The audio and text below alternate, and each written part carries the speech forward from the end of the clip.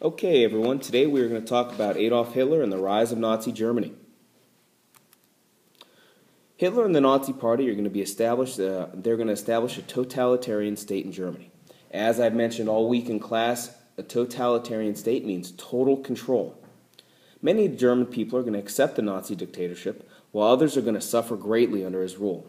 Another thing we've talked about a lot is how when people are tired, hungry, miserable, poor, anyone who comes in offering hope, change, and a better way of life is listened to, especially when there aren't many people talking about ways to improve and change.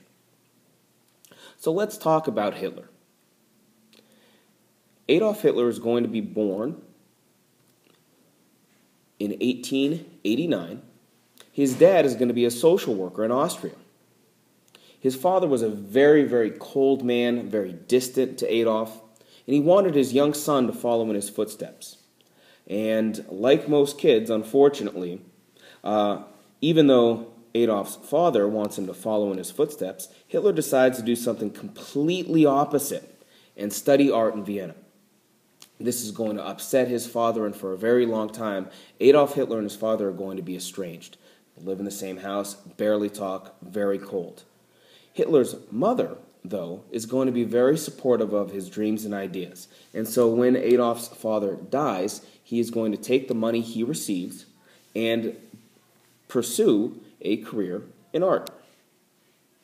Unfortunately, when he goes to the Vienna School of Art, he is going to fail as a painter. He is not going to be allowed into the art school. And so he's just going to kind of hang out in Austria for a couple of years. He's going to work a little bit. He's going to read a lot. He's going to sleep in till noon. He's going to just sell a couple of his paintings to visitors to Austria.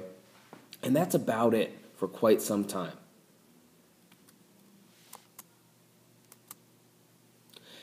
At this point, Hitler starts developing his own belief system, his own ideas about what's going on in the world. He's sleeping until noon, he's reading international newspapers, and he starts developing these ideas about the different races within society. And he begins to start developing this idea of anti-Semitism, the hatred of the Jewish people, that the Jews were to blame for all of the problems of the world. Hitler also starts developing this idea of extreme nationalism. We talked about that already in class. This extreme nationalism is going to morph into the Nazi fascist state. Now, yes, I know that Hitler was born in Austria. But if you guys remember, even though he was born in Austria, Austria and Germany are very, very closely related. They share a lot of culture and ties. And in 1889, they were actually part of the same bigger nation. Hitler also starts thinking about the idea that the only way to truly feel like you've succeeded in anything in life is to first struggle, that you can't have something given to you, that it can't be easy.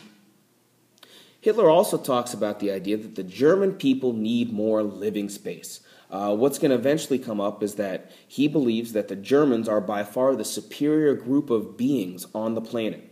And because they were the superior group of beings, they were the ones who deserved most to procreate, to grow, for Lebensraum, or living space, was exactly what was needed to ensure that they were going to grow.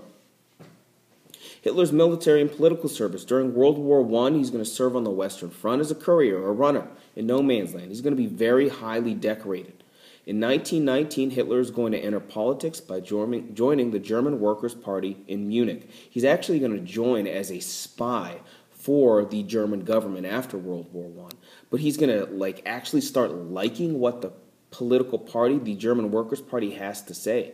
And by 1921, Hitler's going to take over the party, which was renamed the National Socialist German Workers' Party, or Nazi for short. He is going to establish a militia, the SA, the stormtroopers. As you can see here from this chart, things are going to go from really bad to very, very terrible in Germany. It's going to cost just a few dollars for a loaf of bread in 1918. By 1923, it's going to cost over 3,000 Deutschmarks for that same loaf of bread. By November of 1923, it is going to be a whole lot. I'm not even going to read that number because I can't. That's how many Deutschmarks are going to be needed to buy a loaf of bread in Germany. It's going to be very difficult. When things are bad, Hitler's going to start making his stand. The beer hall push is going to be an armed attack on the Weimar Republic, which failed. Hitler was imprisoned. He writes his book Mein Kampf, My Struggle, which endorses German nationalism, strong anti-Semitism, and anti-communism. This book talks about things like racism, it talks about anti-communism, it talks about all of the ideas that Hitler kind of had developed throughout his studies in Vienna. The other big thing that Mein Kampf talks about is social Darwinism. The fact that the German people were by far the absolute superior race in the entire world. And because they were the superior race, they deserved all of the fringe benefits of being the best land. They deserved the most respect, all of the things that you could imagine. If you're number one top dog and nobody's better than you, that you deserve. The problem is Hitler kind of gets this wrong, but in his mind, the Germans were the most important people in the world who deserved more living space. Again, that word Lebensraum, that the German people would span out and fan the globe. More or less this Aryan race that he talks about is going to be multiplied throughout the world. And you know what? People like it.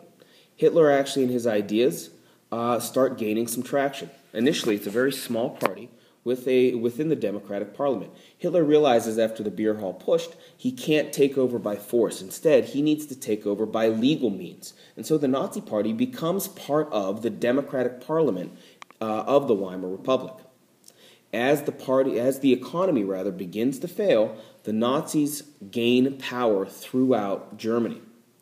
They become eventually the largest party in the Democratic Reichstag. You guys remember that Reichstag, right? That is the German parliament. So again, make sure you understand that the Nazis at one point in time are actually part of the German democracy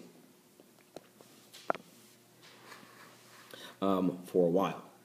By 1930, the Nazi Party has the full support of the German people. Hitler's making all these speeches about how to improve Germany, and nobody else is making these speeches on how to improve Germany. A man who is promising everything to the German people. Eventually, Hitler is going to be named Chancellor of Germany by 1933. He is going to be elected and appointed by the new leader of Germany.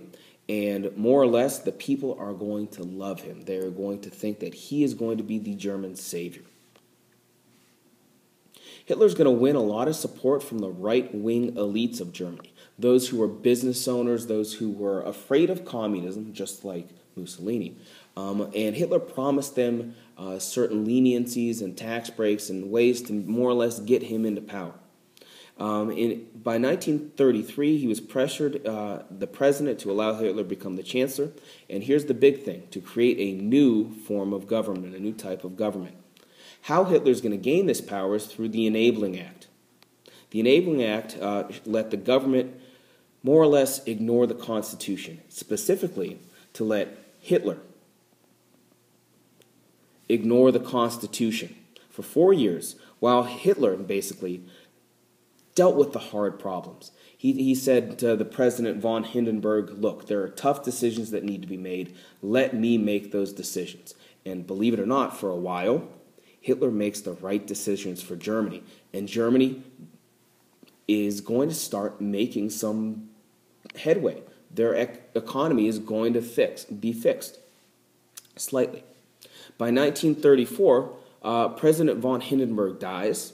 Hitler essentially now ascends to the role after, he pretends, I don't want to be your leader. Hindenburg was a great man. I don't want to have that. Yes, he did. He was just kind of playing coy. Hitler is eventually going to say, because the people of Germany have asked him to, he is not going to take the role of president. He is going to rename himself as Führer. The word Führer means leader, okay? And there he is there, the new leader of the great Nazi Party in Germany.